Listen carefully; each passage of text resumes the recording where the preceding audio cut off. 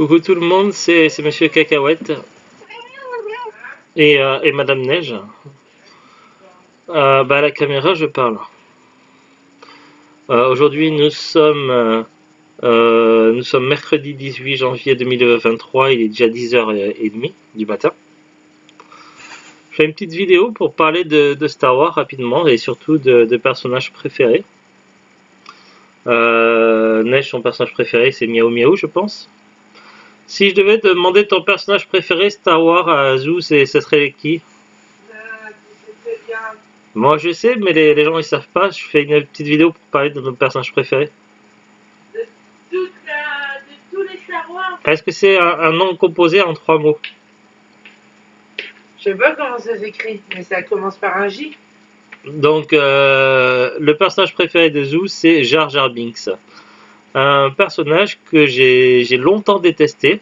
Je commence à l'apprécier un petit peu dans les animés, notamment Clone Wars. Mais c'est vrai qu'il m'a fortement énervé dans Star Wars épisode 1.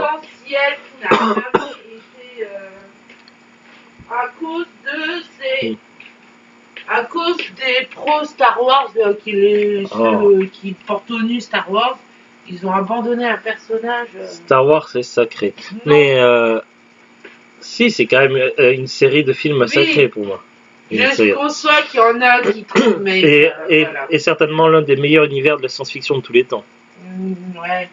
J'ai dit l'un des meilleurs, parce qu'après, difficile de comparer, il y a tellement d'univers de science-fiction qui sont cool. Oui. Moi, je suis pas fan du 4, 5, 6 surtout. Ah, ils sont cultes, c'est la base, 4, 5, 6. Alors, du coup, on a eu la réponse de Zoo. Dans son personnage préféré, c'est Jar Jar Binks. À mon tour de parler.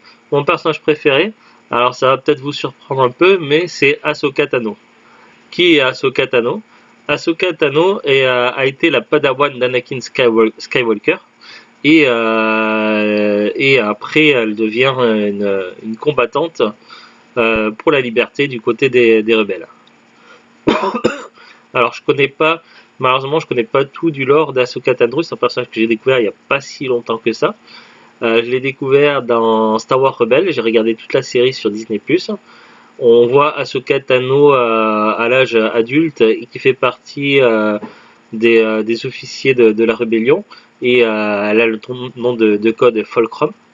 Et elle agit en tant qu'Indy, qu'aide et le combat. Et durant Star Wars Rebels, à un moment donné, elle va faire face à Dark Vador, anciennement Anakin Skywalker, et elle va tenter d'essayer de le faire revenir du bon côté. Seulement, c'est peine perdue. Et finalement, grâce à un système de voyage dans le temps, je sais pas trop comment on explique ça, avec des peintures murales, le Jedi Erza va réussir à sauver de justesse de la mort Ahsoka Tano, qui aurait été sinon achevé par Dark Vador. Donc un combat qu'elle n'aurait pas pu gagner, puisqu'elle croyait encore à la possibilité de sauver Anakin. Ça c'était Ahsoka Tano durant Star Wars Rebels. À un moment donné, tout à la fin de la série, Erza se sacrifie pour éliminer, pour envoyer très loin un dangereux ennemi. Enfin, il se sacrifie, il ne meurt pas, mais il disparaît aux confins de la galaxie. Et du coup, Ahsoka et Sabine, une Mandalorienne, vont partir en mission aux confins de la galaxie pour aller sauver Ezra. Et ça s'arrête là, on n'en sait pas plus dans Star Wars Rebels. Donc dans Star Wars Rebels, elle a déjà un certain âge, Ahsoka Tano. Par contre, Ahsoka Tano, du coup, j'ai commencé Clone Wars il n'y a pas longtemps, là, toujours sur Disney+. Mon téléphone sonne, super. Là, j'en suis à la saison 2, épisode 5. Et là, on découvre Ahsoka Tano en enfant, en padawan. Elle combat aux côtés d'Anakin Skywalker. Parfois, elle a des missions seule, mais la plupart du temps, elle est à ses côtés. Elle a un côté très impétueuse, mais également beaucoup de caractère et un grand cœur énorme. Et elle va tout faire pour ses convictions, jusqu'à prendre des risques, et parfois trop de risques, et en laissant passer ses émotions avant le reste. Du coup, c'est vrai qu'elle a fortement pris exemple sur Anakin Skywalker, qui est pas forcément le meilleur exemple des Jedi. Néanmoins, voilà, ça donne un mélange assez étonnant, et le personnage d'Ahsoka Tano est vraiment très touchant et incroyable. Après, je me suis fait spoiler quelques détails. Apparemment, si Ahsoka Tano après a des sabres laser blancs et plus de couleur vert ou bleu, c'est pour la raison que à un moment donné, elle va être accusée à tort et bannie de l'ordre des Jedi. Et du coup, c'est comme ça qu'elle va être du côté neutre par rapport aux Jedi. Mais qu'elle va toujours combattre du côté des gentils. Grosso modo, ça va être un peu son parcours. Donc normalement, je vais apprendre ça au fur et à mesure dans Star Wars Clone Wars. Bon là, j'en suis qu'à la saison 2, épisode 5, donc j'en suis encore loin de ça. Mais je vais découvrir ça, la suite là-dedans.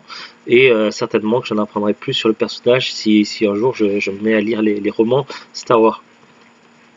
Mais du coup, c'est un personnage très intéressant et qui a de la profondeur avec beaucoup de choses à apprendre. Donc voilà, c'est pour le moment, c'est mon personnage préféré de l'univers Star Wars. Peut-être qu'après, j'aurai d'autres coups de cœur sur d'autres personnages, mais voilà, c'est le personnage le plus intriguant. En plus, il va y avoir une série Ahsoka Tano qui va sortir sur Disney+, peut-être en 2023, je sais pas. Et voilà, j'espère qu'on en saura plus sur le personnage et que ça sera bien réalisé. Voilà, une petite vidéo pour dire pour dire quel était mon personnage préféré. Puis pareil pour Zou, c'est Jar Jar Binks, mais c'est pour d'autres raisons. Que son personnage préféré, elle, bah je sais pas. Bah voilà. Allez, à très bientôt tout le monde. Salut, salut. Au revoir.